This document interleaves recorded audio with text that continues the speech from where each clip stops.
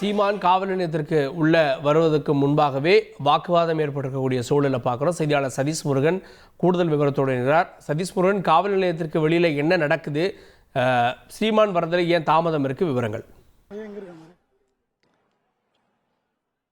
கார்கே நாம் தமிழர் கட்சியினுடைய தலைமை ஒருங்கிணைப்பாளர் அவரது காரில் வருவதை நம்மால் பார்க்க முடிகிறது. இந்த காரில் நேரடியாக காவல் நிலையம் வாசல் வரை வருவதற்கு ஏற்கனவே அவரது வழக்கறிஞர் தரப்புல இணை ஆணையரிடம் அனுமதி கோரப்பட்டிருந்தது. நாம் ஏற்கனவே பதிவு செய்திருந்தோம். ஆனால் அவரது வாகனத்தை அனுமதிக்கும் பொழுது கூட அவரது உடனேயே நாம் தமிழர் கட்சி தொண்டர்களும் இரும்பு தடுப்புகளை தள்ளிவிட்டுக் கொண்டு, காவல்துறையை தள்ளிவிட்டுக் கொண்டு உள்ளே நுழைய முயற்சி செய்கிறார்கள். அதற்கான காட்சிகளை நம்மால் பார்த்தோம். இதே போன்றுதான் கடந்த முறையும் நடந்தது. அவரது கார் உள்ளே நுழையும் பொழுது நாம் தமிழர் கட்சியினுடைய தொண்டர்களும் அந்த சாலை காவல் நிலையம் அமைந்திருக்கக்கூடிய பகுதிகளுக்கு உள்ளே செல்ல முயற்சி செய்கிறார்கள்.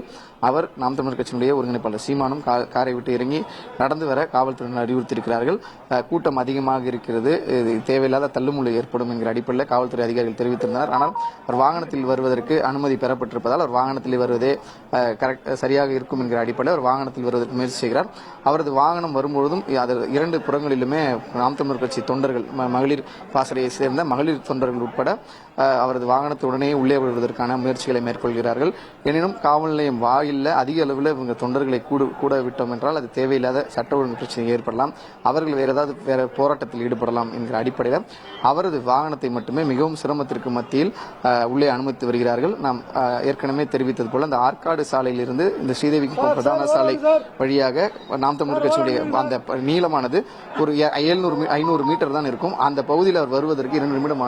ஆனால் தற்பொழுது ஒரு 10 நிமிடமாக அவரது வாகனம் இந்த இரும்பு தடுப்புகளை தாண்டி வந்து கொண்டிருக்கிறது. நம்மால் அந்த மிகவும் பொறுமையாக ஊர்ந்து வரக்கூடிய காட்சிகளை தான் பார்க்க முடிகிறது. இந்த பகுதியை சேர்ந்த கோயம்பேடு துணை ஆணையர் அதிவீர பாண்டியன் அவரது தலைமையில காவல்துறையினர் அவரது வாகனத்தை மெதுவாக இயக்கி வருகிறார்கள். யாரும் வெளியே உள்புறம் வந்துவிடக் கூடாது என தொடர்ந்து அறிவுறுத்தி வருகிறார்கள்.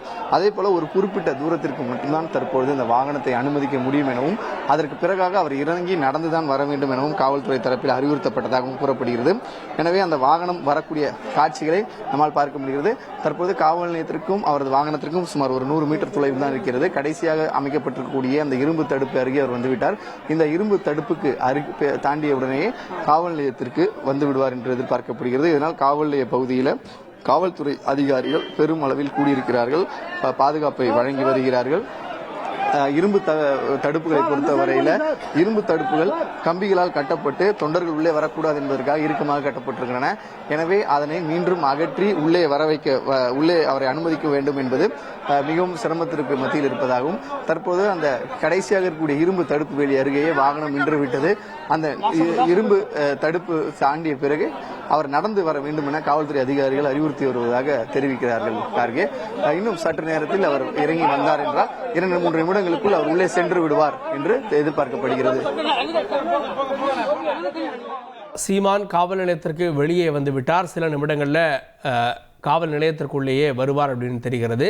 அங்கு அமைக்கப்பட்டிருக்கக்கூடிய இரும்பு தடுப்பறிய அவருடைய வாகனம் வந்திருக்கிறது. அங்கிருந்து அவர் செல்ல இருக்கிறார். அந்த காட்சிகள் தொடர்ந்து வந்து கொண்டிருக்கிறது. எப்படியும் ஒரு 10 மணி ஆயிரும் அப்படின்னு தெரிகிறது. இப்போ 10 மணிக்கு சீமான் காவல் நிலையத்திற்குள்ளே போகிறார் அப்படின்னா எவ்வளோ நேரம் விசாரணை நடக்கும், எத்தனை மணிக்கு அவர் வெளியே வருவார் அப்படின்ற நிறைய கேள்விகள் ஏற்பட்டிருக்கிறது. கடந்த முறை மாதிரி 50 கேள்விகள் தான் இடம்பெறுதா, இல்லை இன்னும் கூடுதல் கேள்விகள் இருக்கா அப்படின்றது தெரில. அதனால் அடுத்த மணி நேரங்கள் பரபரப்பாக மாறிக்கொண்டே இருக்கிறது வலசரவாக்கம் காவல் நிலையத்திற்கு வெளியில். அதற்கேற்றார் போல காவல்துறையினரும் அங்கே குவிக்கப்பட்டிருக்காங்க. அதையும் காட்சிகளில் பார்க்குறோம். செய்திகளை உடனுக்குடன் தெரிந்து கொள்ள உடனே சப்ஸ்கிரைப் பண்ணுங்க.